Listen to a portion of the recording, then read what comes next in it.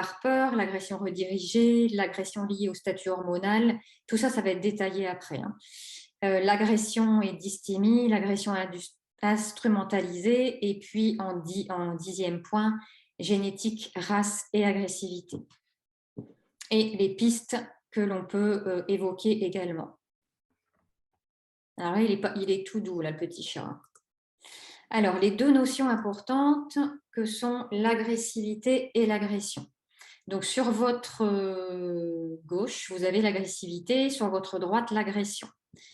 Alors, attendez, il faut que je réduise quelque chose parce que sinon, je ne vois plus. Voilà. Donc, l'agressivité, on sait qu'elle existe chez tous les êtres vivants, que ce soit chez l'humain, le chien et même le lapin. Voilà, ça fait partie de tous les êtres vivants. Elle fait suite à une frustration. Elle fait également partie des instincts. Donc, j'ai rappelé en bas ce que c'était qu'un instinct.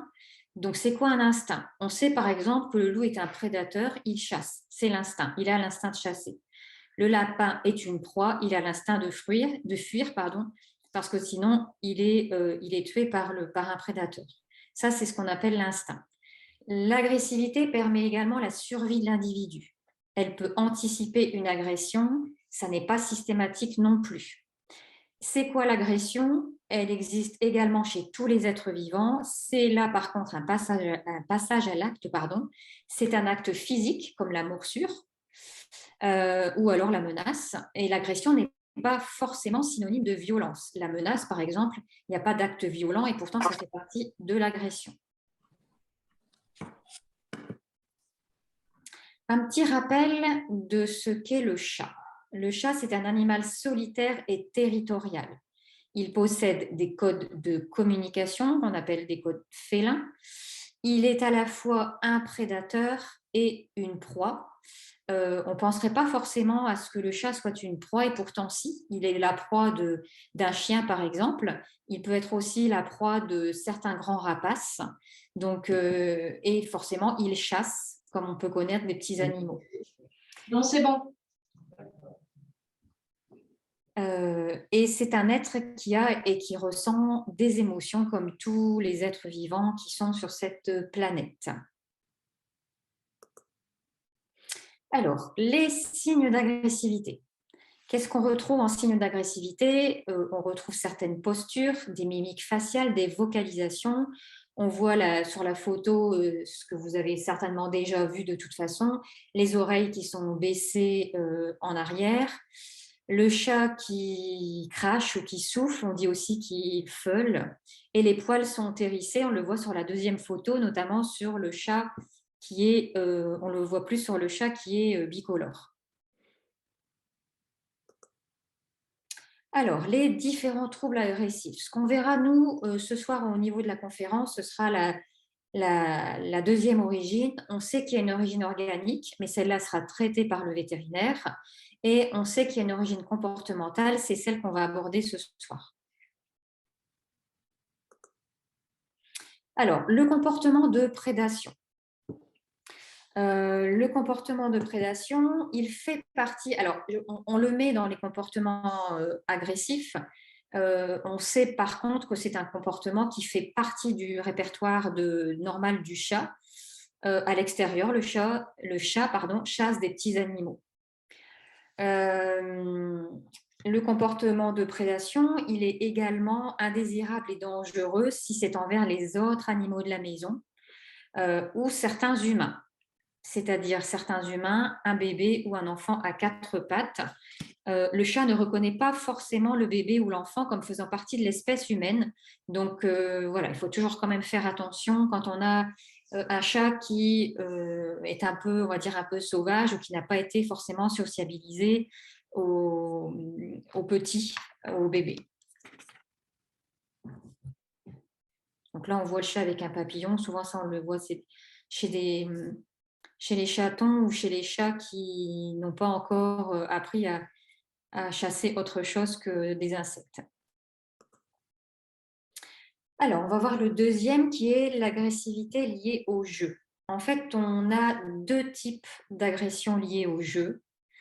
L'agression qui est liée à l'anxiété du chat en milieu clos, c'est le chat souvent qui s'attaque un peu aux pieds des propriétaires, à leurs mollets ou à leurs mains. C'est le chat qui se met à chasser ses propriétaires. Alors, pourquoi le chat peut se mettre à chasser vos pieds, vos mollets ou vos mains? C'est parce que le chat peut ne pas avoir suffisamment de jouets, de choses à faire durant sa journée. Donc, en fait, c'est ce qui arrive quand il s'ennuie, par manque d'activité, par manque de jeu. Donc, il va se mettre souvent à faire ça à la tombée du jour, au crépuscule. Surtout si, en plus, il a été avant, imaginons que vous venez d'avoir un chat et qu'il a été avant dans un milieu qui est hyper stimulant, avec des congénères, avec beaucoup de jouets. Effectivement, s'il se retrouve tout seul et sans jouets, ça peut devenir un peu compliqué pour lui. Et donc, il va se mettre à chasser vos pieds. Deuxième type, c'est l'agression liée à un comportement de jeu inapproprié. On voit ça souvent chez les chatons qui sont sevrés trop tôt ou qui ont été orphelins. On remarque un déficit des autocontrôles, c'est-à-dire qu'ils sortent leurs griffes à n'importe quel moment, même pour jouer, ou en fait ils mordent facilement pendant le jeu, parce que en général, c'est pas en général, c'est la mère qui apprend en fait à ses chatons à s'autocontrôler. Et effectivement, s'ils sont sevrés trop tôt ou orphelins, ben, ils ne l'ont pas appris. Donc, ben, voilà, le chat n'a pas appris les codes félins. Et donc, si le chat est puni, ou il ne va pas comprendre pourquoi il est puni, parce qu'il n'a tout simplement pas appris. Alors, l'agressivité qui est liée au territoire. On sait on a vu tout à l'heure que le chat était de toute façon un animal qui était territorial. Quand est-ce qu'il va pouvoir agresser dans ce cas de figure-là? Lorsqu'un intrus pénètre le territoire du chat sans permission. Ça peut être un autre chat, mais ça peut être aussi un humain ou tout autre individu. On retrouve souvent ce comportement-là chez les chats qui sont mâles, parce qu'en fait, ils ont un territoire qui est plus grand que celui des femelles.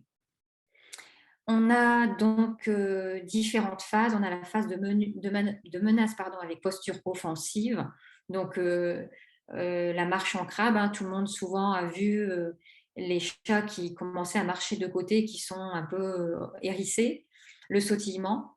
On a également la phase de menace avec posture défensive, donc grognement et crachement. Si l'intrus insiste, c'est l'attaque. Les griffes sont sorties et la morsure, entre chats en tout cas, morsure au niveau lombaire et pelvien.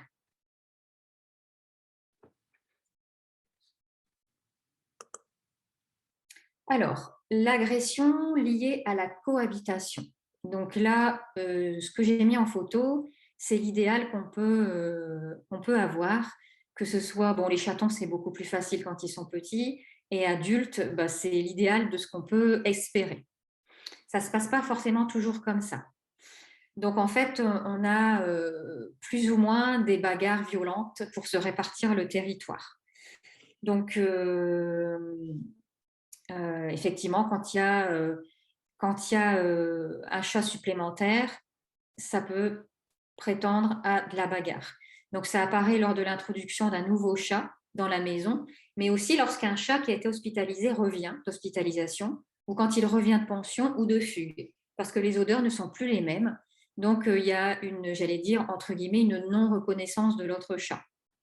Il y a toujours un agresseur et une victime dans les chats. On a cette apparition de cette agression-là à la maturité sexuelle d'un des chats. Souvent, l'intervention, ou tout le temps, l'intervention du propriétaire dans le conflit n'arrange rien. Et on sait qu'une densité trop élevée d'animaux et un espace confiné sont des facteurs de risque. Donc, au plus vous allez avoir d'animaux, au plus forcément c'est difficile de se répartir le territoire, et au plus c'est confiné, au pire c'est. Ils n'ont pas forcément de solution pour fuir un peu ou se mettre en isolement. 3 stades dans cette affection. On a d'abord le premier stade qui est le stade de distanciation. C'est une phase qui est toujours présente. Le chat, donc on a vu qu'il y avait un chat agresseur et un chat victime. Le chat agresseur surveille l'autre chat. Donc en fait, on a des cris, on a des feulements et on a des charges aussi parfois. En fait, ça s'arrête si le propriétaire ne s'en mêle pas. Ils vont réussir à se débrouiller. Alors, c'est toujours facile à dire, hein, c'est toujours impressionnant aussi. On a les chats qui vont se départager le territoire, ils vont voilà, se bagarrer un petit peu, mais si le propriétaire ne s'en mêle pas pour les séparer, on va dire que c'est pour ça que j'ai mis un panneau stop. Ça va s'arrêter là. Si effectivement le propriétaire s'en mêle, on va arriver au deuxième stade, qui est le stade de l'escarmouche. La phase est souvent fugace, sauf si le conflit territorial persiste. C'est toujours en fait si le propriétaire s'en mêle. C'est toujours un peu la même chose.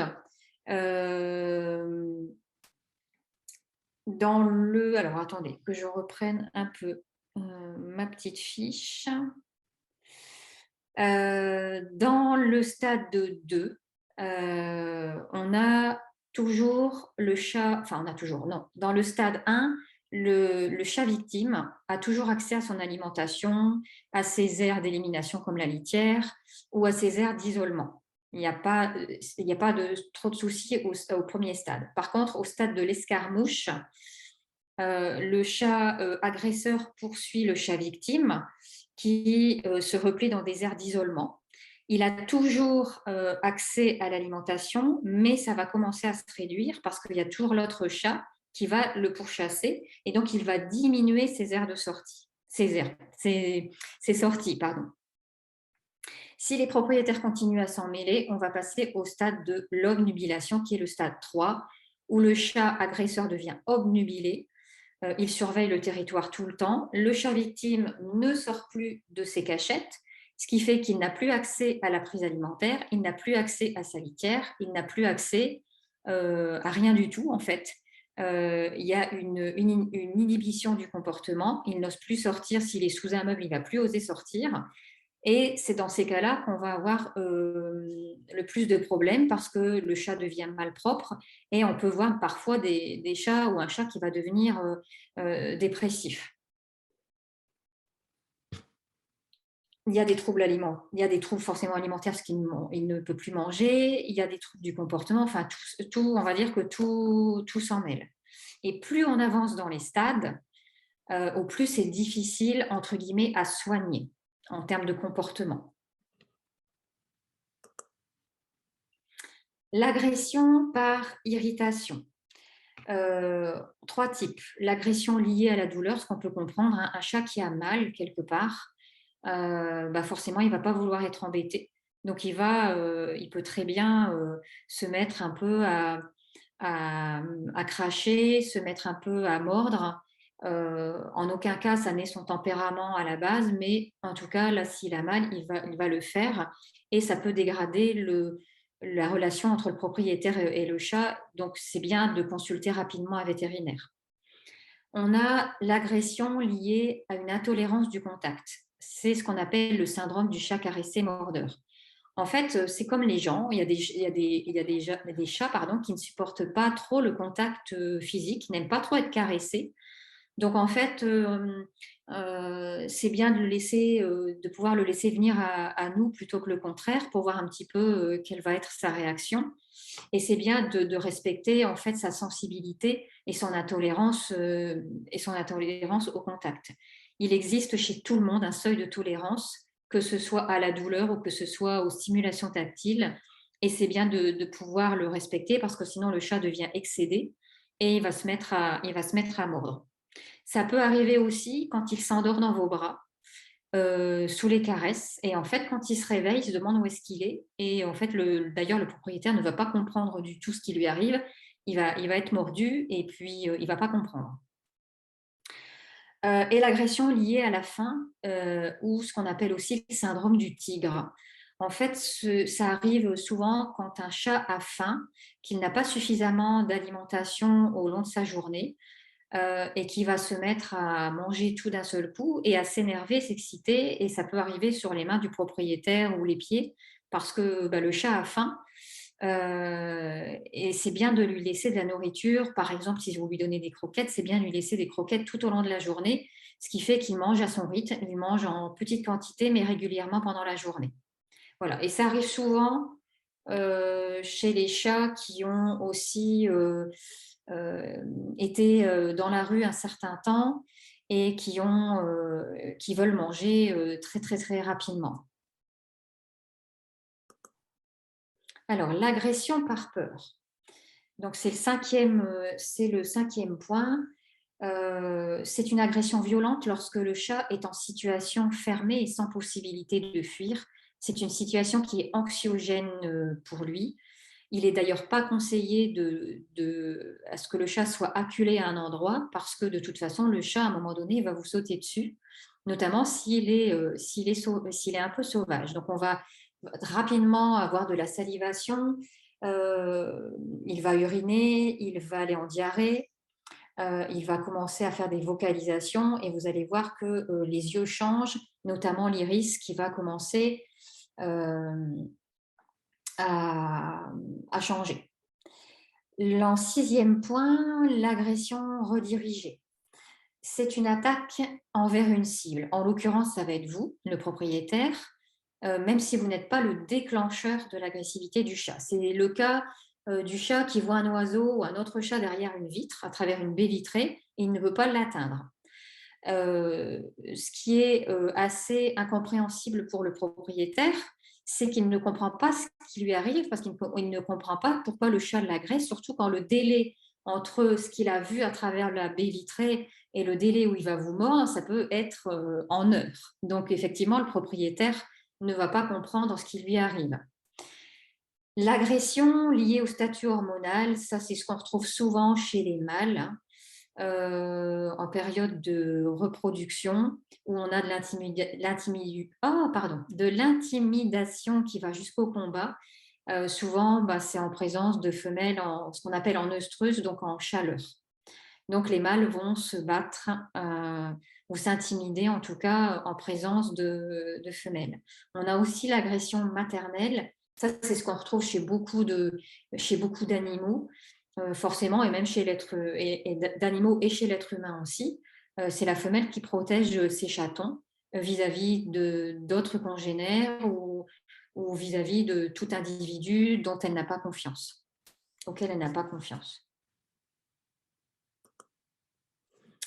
En huitième point, l'agressivité et la dysthymie. La dysthymie, c'est quoi? Ce sont des troubles de l'humeur. Donc, on voit une perturbation de l'humeur. Ce sont des perturbations qui sont imprévisibles. Il y a une alternance entre la phase d'hyperactivité, où effectivement il est actif et on va dire un peu, il joue, il saute dans tous les sens, et une phase d'hypoactivité où là, par contre, c'est complètement le contraire et on peut aller jusqu'à pratiquement une sorte de dépression. Donc les causes sont des perturbations des glandes endocrines, hein, notamment l'hyperthyroïdie par exemple, ou des atteintes de l'encéphale. Je l'ai mis parce que les perturbations de l'humeur, ça peut arriver assez fréquemment, et là il est conseillé bien entendu de consulter un vétérinaire et que le chat, s'il y a des causes endocriniennes, puisse être traité. Alors là, en 9e point, on a les agressions qui sont instrumentalisées. Alors, qu'est-ce qu'on appelle agression instrumentalisée? En fait, le chat utilise au départ l'agressivité pour mettre fin, je dis bien au départ, hein, pour mettre fin à une contrainte ou une situation aversive, quelque chose qui ne lui plaît pas. Pourquoi ça devient instrumentalisé? C'est que chaque fois que l'objectif est atteint, le comportement agressif est renforcé. Donc, il y a 3 phases. On a la phase appétitive, qui est la phase de menace, qui conduit à la phase consommatoire, où là, le chat griffe et mord, et qui conduit à la phase d'apaisement, où là, c'est pour lui l'arrêt de l'attaque. Là, il s'arrête. Un chat qui est soumis à une situation aversive pour lui, il agresse, il se rend compte en fait que ça fonctionne bien, donc il se met à agresser et il se rend compte que ça s'arrête. Donc, en fait, où ça devient dangereux, c'est quand l'animal utilise cette situation-là dans tous les cas de figure. Et donc là, on n'a plus du tout de phase appétitive, et on a directement la phase consommatoire où il agresse. Et ça peut devenir parce que la morsure devient systématique et incontrôlée. Et effectivement, là, il est bien de consulter, de ne pas rester seul dans cette situation-là, parce qu'on n'arrive pas à résoudre seul ce type d'agression. Parce que émotionnellement parlant, on va monter soit on va avoir peur du chat, de son chat, ça va dégrader les relations, et puis c'est pas du tout agréable ni pour le propriétaire ni pour le chat, donc c'est bien rapidement de prendre contact avec un comportementaliste. La génétique, les races et l'agressivité. Alors, j'ai mis 3 petites photos avec trois races dont on va aborder après. On sait à la base que le comportement d'un individu, mais ça c'est pour tous les individus, pas seulement chez les chats, dépend de son patrimoine génétique, des conditions de vie dans lesquelles il se trouve, de son expérience, c'est-à-dire de son histoire de vie, de l'attitude de ses parents, de l'attitude de l'éleveur et du propriétaire. Jusque l'attitude des parents, vous pouvez mettre, effectivement, on peut inclure les humains dedans. On ne va pas parler d'éleveurs et de propriétaires chez les humains, mais en tout cas, les quatre premières situations, oui. Alors, tout ça, bien sûr, ça influence les traits de caractère de l'individu. Le constat qui est fait par rapport à certaines races, c'est bien un constat, ce n'est pas systématique. C'est qu'on s'est rendu compte que ça arrivait plus chez les Siamois, chez les Burmese et chez les Abyssins. Donc en fait, le Siamois, vous le reconnaissez, c'est la petite photo avec les yeux bleus, le chat avec les yeux bleus. L'Abyssin, c'est celui qui est en bas, et le Burmese, c'est celui qui est avec les yeux dorés.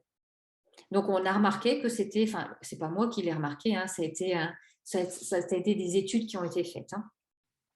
Par contre, effectivement, il y a des études qui sont faites sur les colonies de chats européens.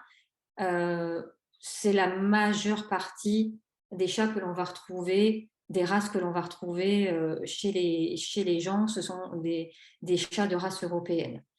Donc, en fait, on retrouve un chat méfiant, un chat sociable et un chat équilibré. Le chat méfiant, ce sont des tempéraments, bien entendu.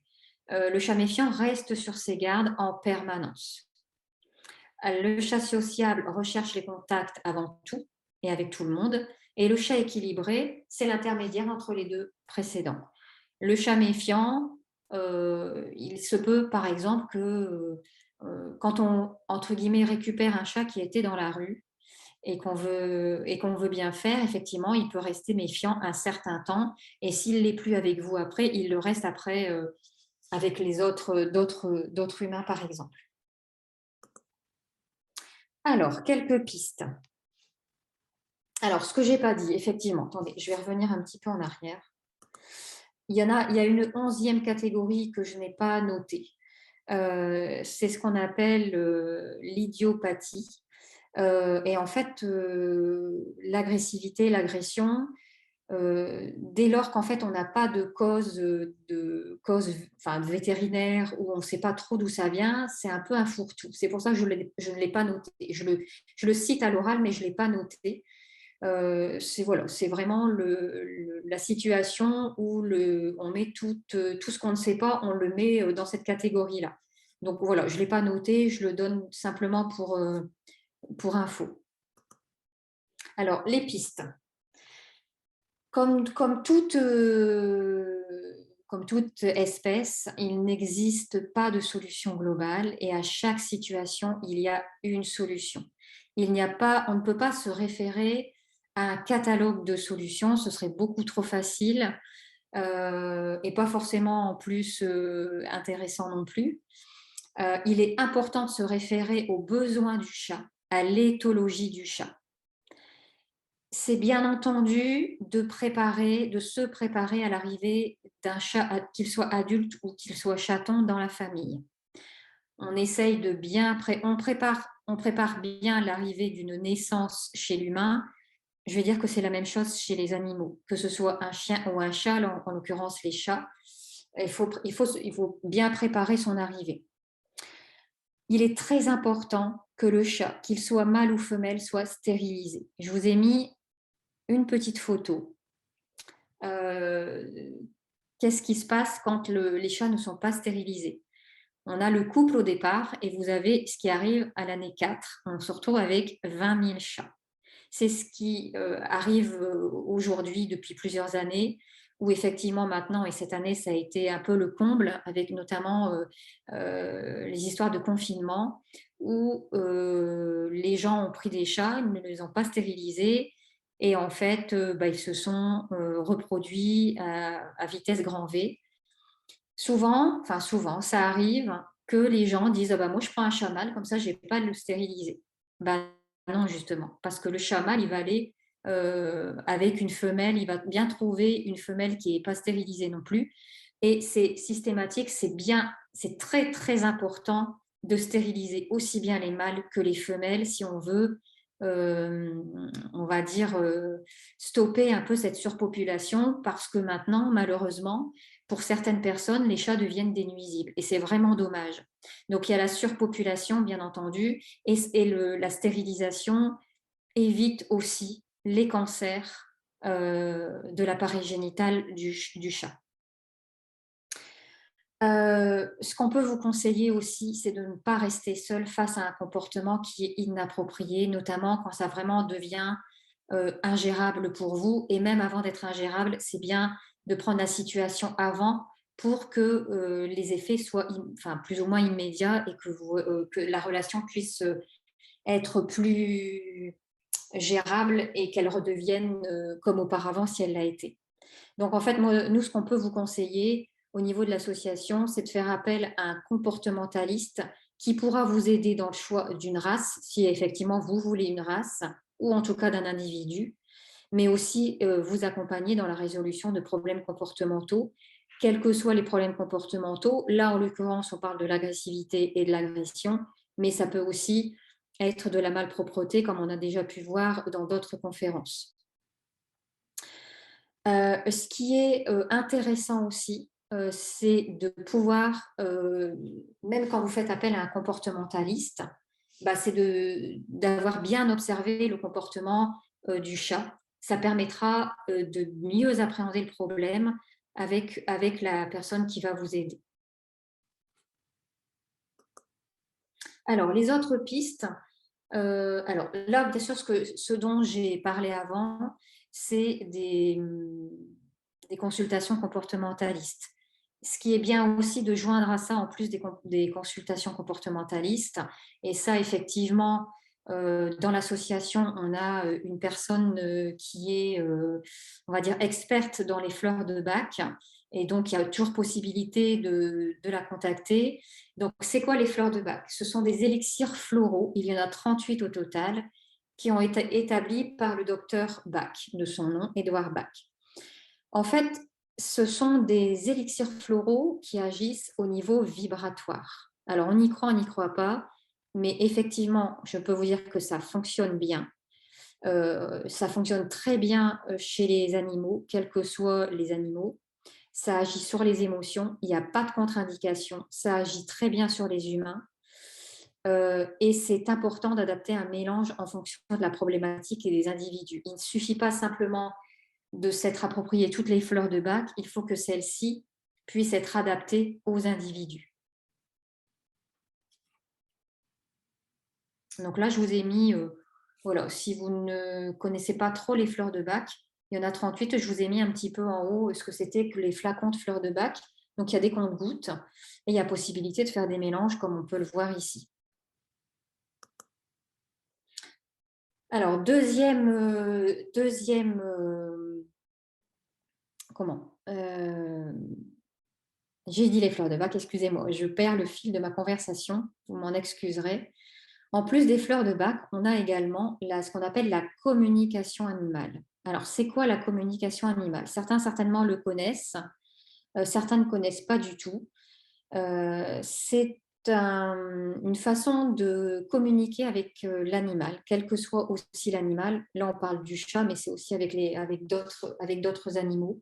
Ça se fait entre un interprète animalier et un animal. Donc, ce que vous a dit Marie tout à l'heure dans la présentation de l'association, c'est que les personnes qui sont interprètes, enfin, comportementalistes, interprètes animaliers, et qui sont en formation avec Sylvie Cheffre, ou ceux qui ont eu la formation et qui pratiquent maintenant, sont en capacité de le faire. En fait, tout le monde est en capacité de le faire. Pourquoi? Parce qu'en fait, on va dire que c'est une façon de fonctionner, enfin pas de fonctionner, c'est pas le bon terme, mais c'est quelque chose qu'on a perdu en fait, que tout le monde a en lui, en soi, c'est ce qu'on a tous en soi, mais qu'on n'utilise plus. C'est encore utilisé parce que ça fonctionne avec les énergies, c'est une communication basée sur des énergies. C'est une façon de fonctionner qui est encore utilisée dans certaines tribus, en Amazonie par exemple, qui fonctionnent vraiment bien en harmonie avec la nature et qui n'imaginent pas que nous, par exemple, on puisse tourner un robinet et avoir de l'eau ou appuyer sur un interrupteur et avoir de l'électricité. Eux, ils ne vont pas comprendre pourquoi nous, on n'entend pas ce qui se passe autour de nous dans la nature et notamment vis-à-vis des animaux. Ça permet d'expliquer les choses à l'animal, ça permet de connaître ses besoins, par exemple, mais c'est intéressant de le faire en parallèle d'une consultation avec un comportementaliste. Tout ne va pas être résolu avec une communication animale pour toutes les situations. Parfois, ça peut, mais dans certaines situations, c'est bien aussi d'avoir un comportementaliste qui sache aussi traiter le comportement, parce qu'en communication animale, l'animal va dire bah oui, oui, je vais faire. Et en fait, bah, voilà, ça reste un animal avec ses instincts et il ne va pas forcément faire. Donc, c'est bien aussi, en contrepartie, de traiter, entre guillemets, le comportement avec un comportementaliste. Donc là, je vous ai mis un petit peu une photo que j'aime bien. C'est la conversation, on va dire, entre un chat et un chien. Donc, ce que vous voyez ici, donc en fait, ils ont des engrenages, hein, ça peut correspondre à des énergies. Et on voit en fait ce qui sort de la tête du chien. Et là, en fait, ils sont en train de communiquer. Parce que tous les animaux communiquent entre eux. Et bien sûr, la dernière piste, entre guillemets, c'est l'association comportementaliste pour tous que vous a présenté Marie au tout départ, qui est vraiment là, en fait, qui est constituée de bénévoles et on est là vraiment pour vous. Donc, il ne faut surtout pas hésiter à contacter l'association, quel que soit le problème et quel que soit l'animal avec qui vous rencontrez un problème. Voilà, écoutez, j'ai terminé. J'espère ne pas avoir trop bégayé. J'espère avoir répondu. En tout cas, vous allez avoir la possibilité de le faire, c'est de poser des questions. Je vous remercie beaucoup pour votre écoute et je vous souhaite une bonne fin de soirée